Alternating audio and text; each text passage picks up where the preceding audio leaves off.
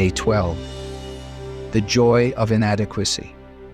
Not that we are sufficient in ourselves to claim anything as coming from us, but our sufficiency is from God, who has made us sufficient to be ministers of a new covenant. 2 Corinthians chapter 3, verses 5 and 6. God's purpose for His people in every age is that we will depend upon Him entirely.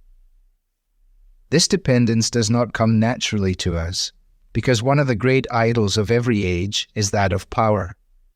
Its allure is strong, its ability to corrupt even stronger. And what's true now has always been so.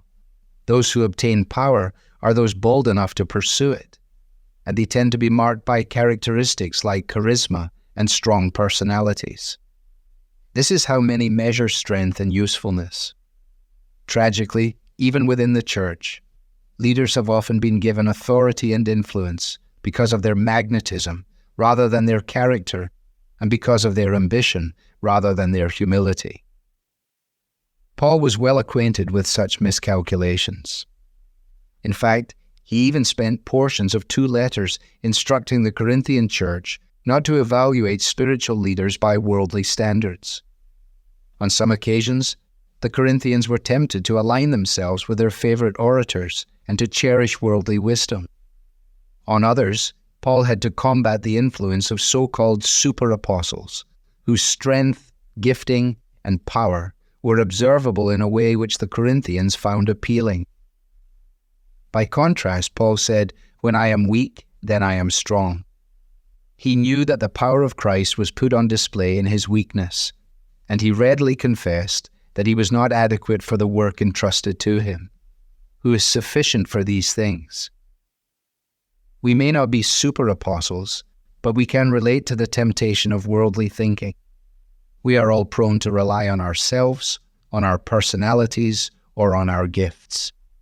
What we must learn is that spiritual usefulness isn't found in such things. Instead, it is discovered when we humble ourselves before God, when we acknowledge that we are wholly inadequate. Paul's confession must be ours. Weakness is actually strength. The very nature of the new covenant made by Jesus in his blood, and to which we bring nothing but our sin, should be all we need to remind us that we do not have what we need, but that He does. God is at work to bring us to that point, to convince us that He alone is adequate. Do we want to grow in boldness? Then we must embrace our weakness before God, and He will lead us to faith-filled boldness before others. Do we want to grow in usefulness? Then we must embrace our inadequacy in private, and God will prove His sufficiency through us. Have you considered the possibility that one of the greatest barriers to your usefulness in serving God may actually be your own sense of personal adequacy? Be sure to commit time to prayer and ask God to show you whether the delusion of self-sufficiency has seeped into your thinking in one way or another. Ask Him to take it from you, that you may serve in the freedom and joy of inadequacy and watch Him do the work.